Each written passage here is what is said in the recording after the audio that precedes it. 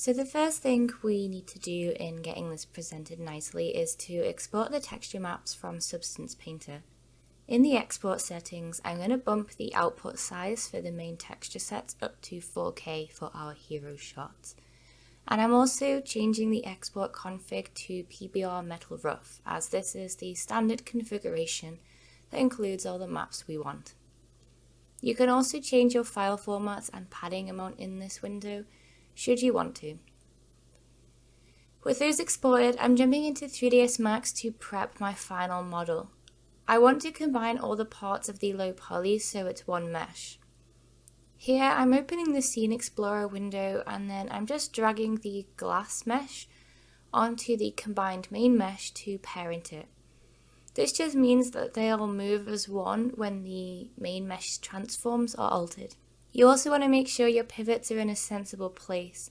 I've put mine bottom center, but if this was wall mounted, you'd want it at the back of the mesh. And then you just want to make sure that it's zeroed out before exporting as well. So it's time to start getting things assembled in Marmoset for our final renders. Import your mesh and just double check everything's come in okay. I'm just getting rid of this default material since we don't need it. I'm going to switch to a brighter sky temporarily so I can see what I'm doing as I plug my textures into the materials. The albedos for materials usually come in with a grey colour assigned, which will darken your base colour maps, so change it to pure white. Then just assign all the textures to the slots, making sure to check if your normal map needs flipping.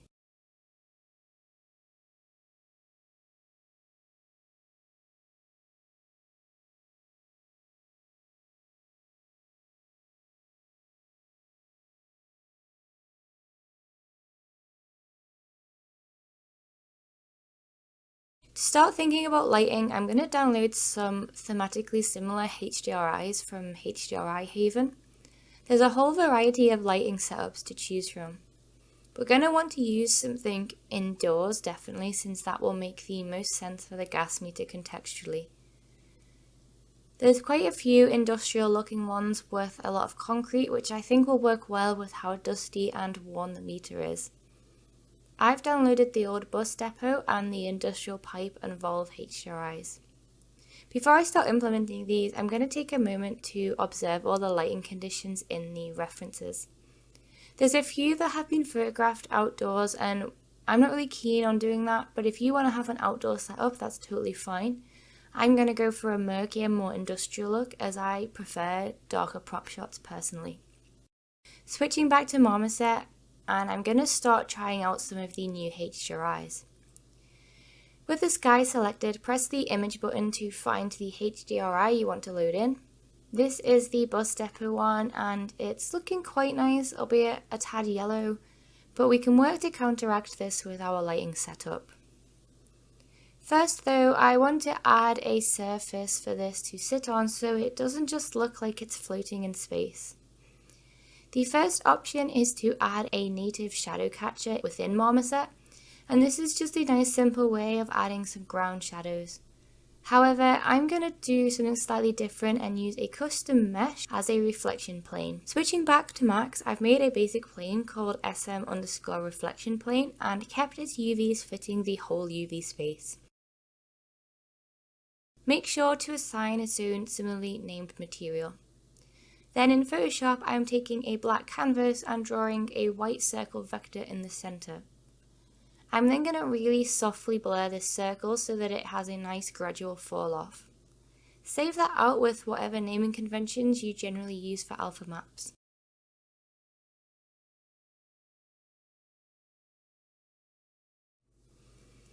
Then back in Marmoset, I'm going to first import the reflection plane and in its material turn the gloss right up, the metalness to 0 and also enable transparency.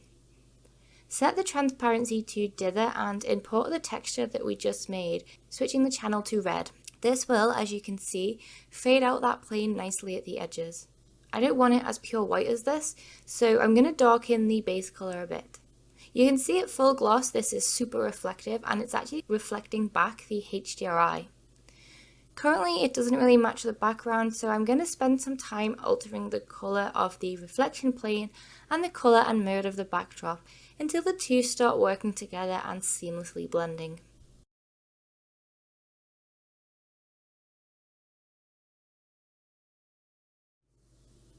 So I think I found a decent balance here. The backdrop is darker and I dropped the reflectivity of the plane a touch, so it sort of resembles a really dark steel. I'm now going to alter some settings in the render object in order to get this scene feeling a bit more real. First thing I'm going to be doing is turning on local reflections, and this means our plane can reflect the gas meter back, which instantly helps with realism. I'm also enabling real-time AO as well as turning on global illumination, which instantly gives the self-shadowing and the light bounces a more convincing look. Now I've got those extra settings enabled, I'm going to start putting in my extra light sources. I tend to go with the typical 3-point lighting setup, and I just play around with colours, positions and intensities until I find something that works with that particular shot. I normally always start with a directional light by clicking on the HDRI in order to sample the colours from that location, and then I spend some time just adjusting it. I also use now to decide on my main lighting angle by rotating my HDRI. Generally, I will have my key light set to a warmish yellow or orange and my backlight cooler, but I tend to use that setup as a base rather than a hard rule. Here I'm changing the backlight to be a spotlight instead of directional, as this gives me a bit more control of its distance and whereabouts it's affecting my model.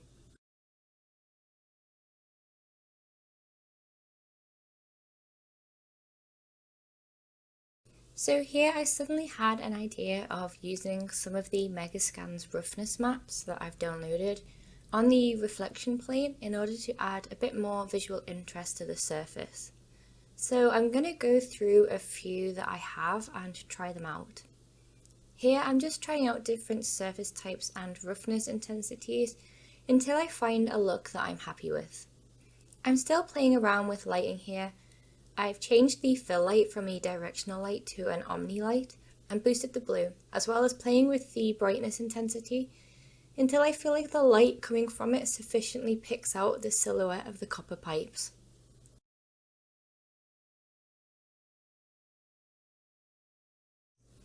I'm reasonably happy with this shot for now, though I do anticipate that I might come back to it. When I know I'm going to take multiple shots, I usually create a sky and a camera bespoke for each shot and rename them as such so that I know which setup goes with which shot. I'm then going to duplicate this sky and start working on the second shot, which I want to be a kind of side-on angle. I'm just going to delete these lights for now, as I'll be making a lighting setup from scratch again. So for this I'm trying out the old bus depot HDRI. Of course I'm going to have to alter the background and the reflection planes so that they're more in sync again. The contact shadows will look a little odd here until I add a directional light. And that directional light, I'm going to try out having it fairly warm for this shot.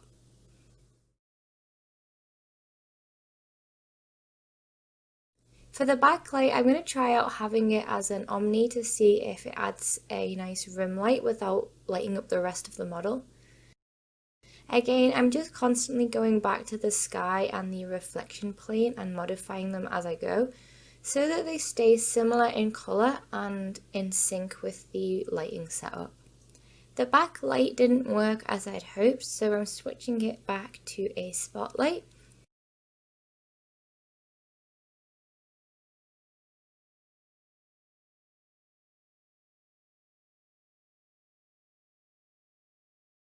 And then I'm using a spotlight for the side fill light too, which I'm having as a kind of warm peach colour.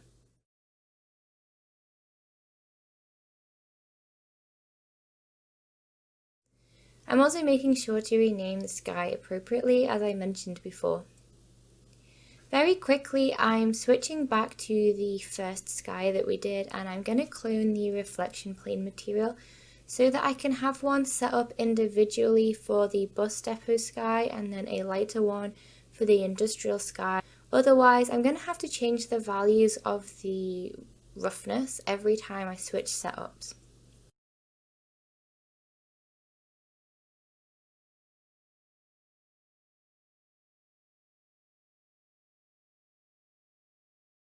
To start setting up the shots themselves, I'm going to duplicate the main camera and rename it to indicate this front angle shot, as I'm going to keep my main camera as my working camera if I need to move lights or meshes around. Now I can begin setting up the camera settings. The first thing I'm going to do is to change it to Ace's color space. This is going to make it a lot darker, but we can go back over the lighting setup, the sky settings and the exposure settings to lighten the scene up.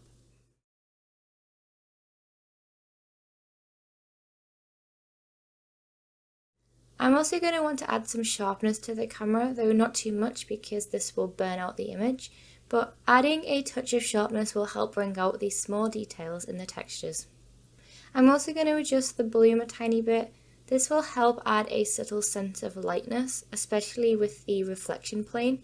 I'm going to avoid adding a vignette to this camera angle in particular, as the scene is already pretty dark.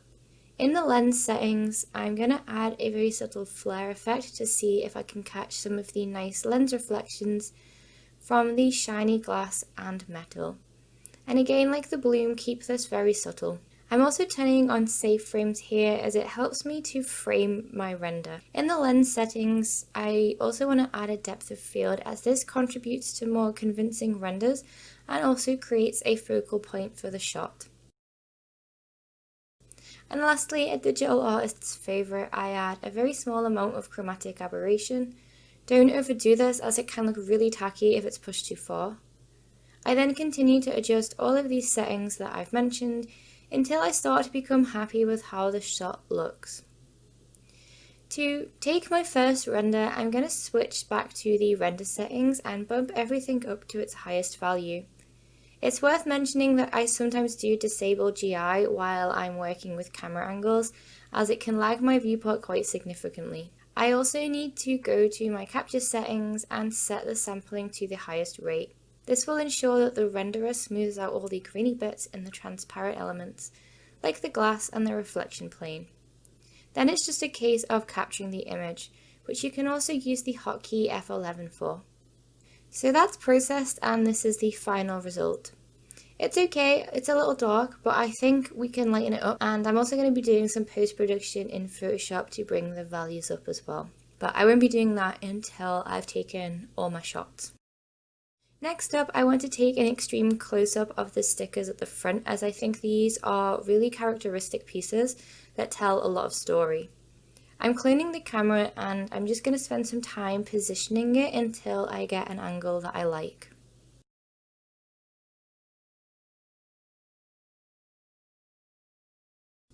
Then, as done before, I'm going to make a new sky so that I can start setting up the lighting for this sticker shot and make sure that this new camera is named to match. I'm then rotating the HDRI until I see some light hitting the glossy parts of the stickers nicely. I think this kind of highlight makes a great shot and the materials read really well. It'll still need some polishing. I'm actually going to leave a lot of these lights in and then just adjust them individually, as I don't feel like the lighting is a million miles off as it is. This is the kind of extreme shot where the depth of field is going to make a real difference. I want the front sticker to remain clear and in focus and blur out the far sticker. This automatically leads the eyes to that focal point where the highlight is hitting the gloss on the sticker. I'm then going to play around with some of the other camera settings, probably push the sharpness up a touch, and then I'm going to initiate the render. So this is how it's come out. I'm fairly happy. I reckon I will end up cooling down some of the yellow tones in Photoshop though. So shot number 3, I definitely want one of my renders to showcase all the detail around the display area. So I'm going to tackle that one now. Again, I've cloned one of the cameras and then positioned it so there's a nice diagonal view of the display screen and all that dust compacted in the corners.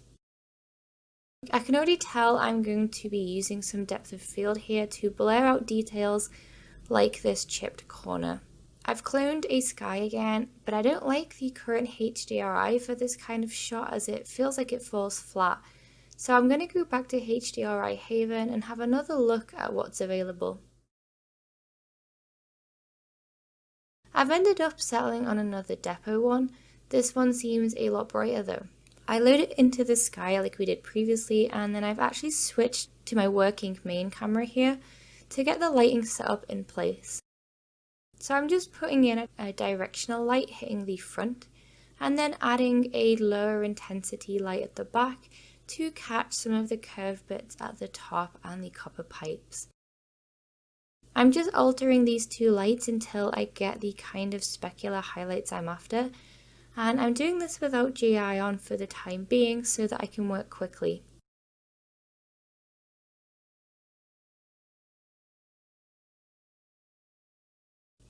Once I have a good base, I can switch back to the display screen camera and continue tweaking the settings further. With the lighting sorted, I'm now going to put in that depth of field I was after, and then go through the other camera settings and post effects and adjust as necessary.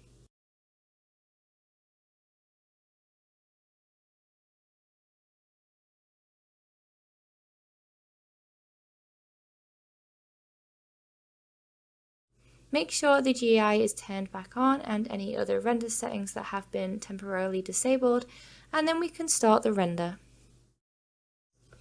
Next up, I want to get a shot of the top of the gas meter so that there's at least one image showcasing that handle with care sticker. This was a little tricky to get a nice angle without the pipes looking a bit weird. Again, I make a new sky as I'm definitely going to want to customize the lighting as it's looking very washed out in the current scene. I'm just rotating the same HDRI and adjusting the directionality of the lights to try and get a nice shine on the top without blowing out the white values. I'm then going to switch to my working camera just so I can arrange some of the supplementary lights. It's a delicate balance between having enough light sources and enough intensity to showcase your materials well, while avoid blowing out the whole image. With the direction of this light, the reflection plane is too bright and it's pulling the focus away from the prop. So I'm going to duplicate the reflection plane material again and then just try and flatten out that intense specular highlight specifically for this angle. Next, I want to work on my depth of field. I want to keep the handle with care sticker crisp, so I will boost my near blur, but it's probably going to look best if I reduce the far blur a bit. And then it's time to render this one out too.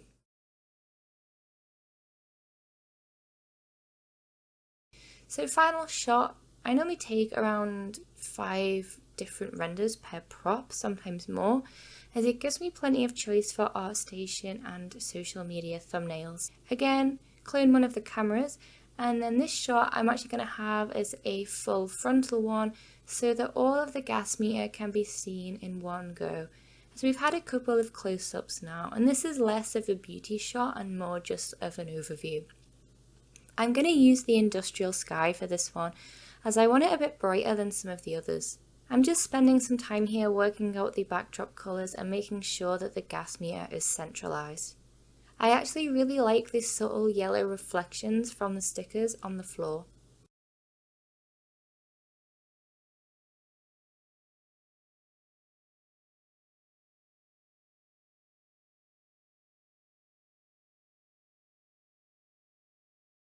I'm just going to go back to the top view here as I want to try some other lighting setups with this shot.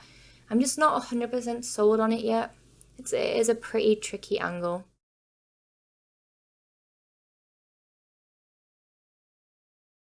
I think what we had is still the strongest, but I've changed the camera angle slightly and the field of view, and also tweaked some intensities in the lights. So I'm going to retake this shot now before we move on to editing in Photoshop. So here in Photoshop, I've dragged all 5 of my renders and I'm going to start tweaking the levels and color values now. I'm going to make a folder just to keep the filters in. Firstly, the first thing I'm going to add is a levels, and in the properties window, I'm going to drag the white values up.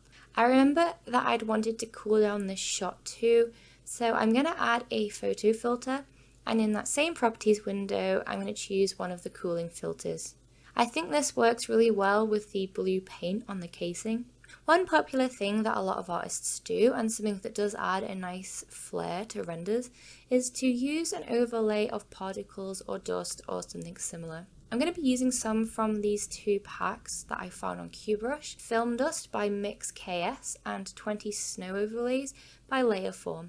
You can get the non-commercial licenses for under $10 each, but if you're unable to purchase paid resources, I'm confident you can find royalty-free alternatives online. I'm going to use the first snow overlay in the pack as this has a lot of small particles and a little bit of motion blur.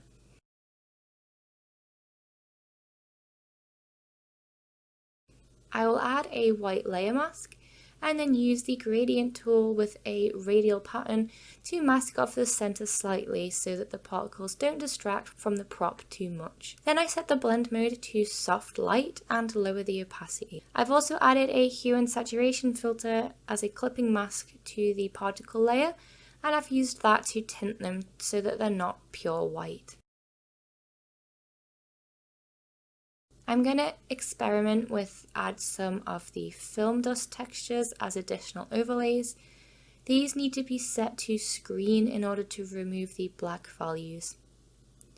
I'm just playing around and trying different textures and opacities here. I quite like this one, number 14, as it has a strip of really fine dust that kind of reminds me of that dust you see in intense sunbeams. I'm going to edit this side angle one now. I'm just going to leave the cool filter on as I think it actually makes the image feel a bit cleaner.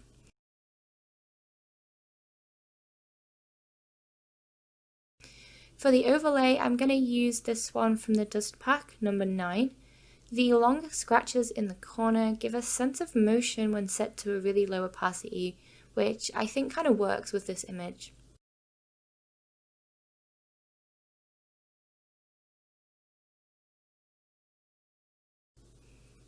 I'm just quickly organizing my folders and layers here as I've actually decided I want a color correction folder for each render rather than a universal one at the top of the layer stack. And that's just so I can customize different things for different shots. And it makes sense given that some of them are using different lighting conditions. I'm making use of the exposure filter to boost some of the black levels too. On phone screens especially, dark scenes like this can appear really black. And then I'm just adding another subtle snow overlay for a little bit more dust.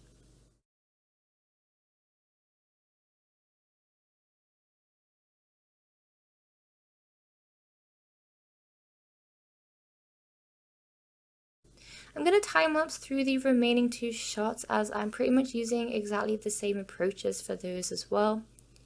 One interesting thing I will point out is I'm actually faking the depth blur a little bit on this one.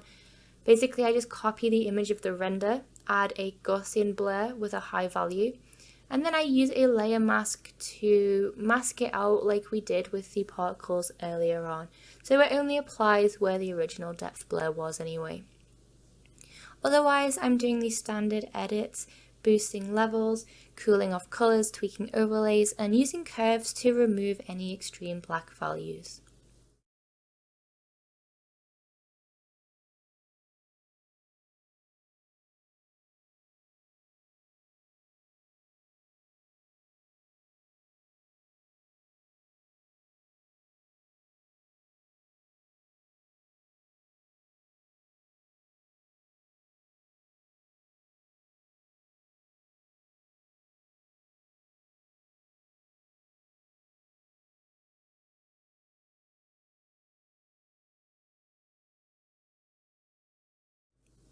And here are the final results. And with that, this brings us to the end of the tutorial.